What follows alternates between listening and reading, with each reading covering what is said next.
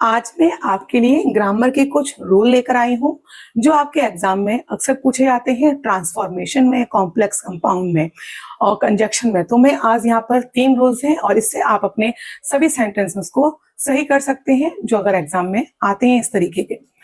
देखिए सबसे पहला क्या है, if in affirmative sentence doubtful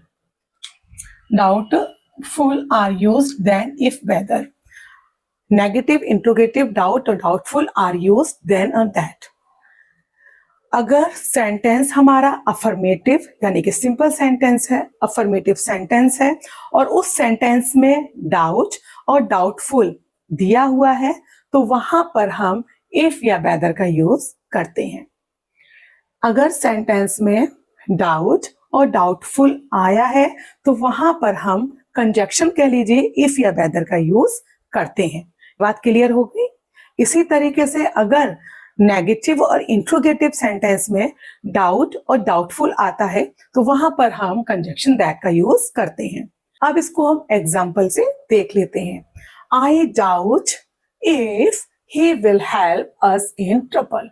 there is no doubt, इसमें कोई भी संदेह नहीं है कि honesty is a best policy, की ईमानदारी एक अच्छी नीति है।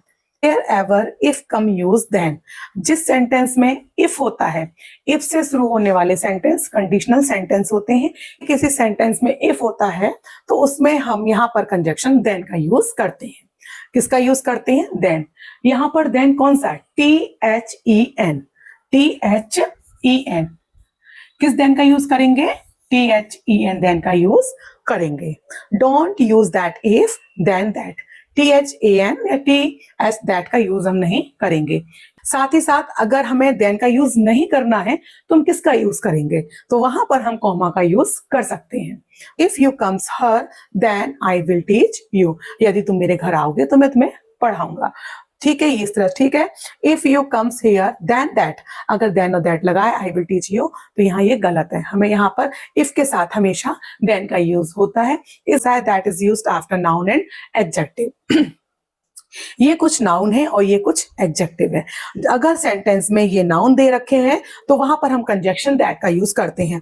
इसी तरीके से जब सेंटेंस में इस तरह के एडजेक्टिव दे रखे हैं तो कंजक्शन हम दैट का यूज करते हैं। Guys, understanding, agreement, argument, certain, belief, calmly, thought, statement, sense, saying, rule, conclusion, decision, dream, report, expectations, promise, hope, feeling, ये नाउन है। अब यहां देख लेते हैं एडजेक्टिव।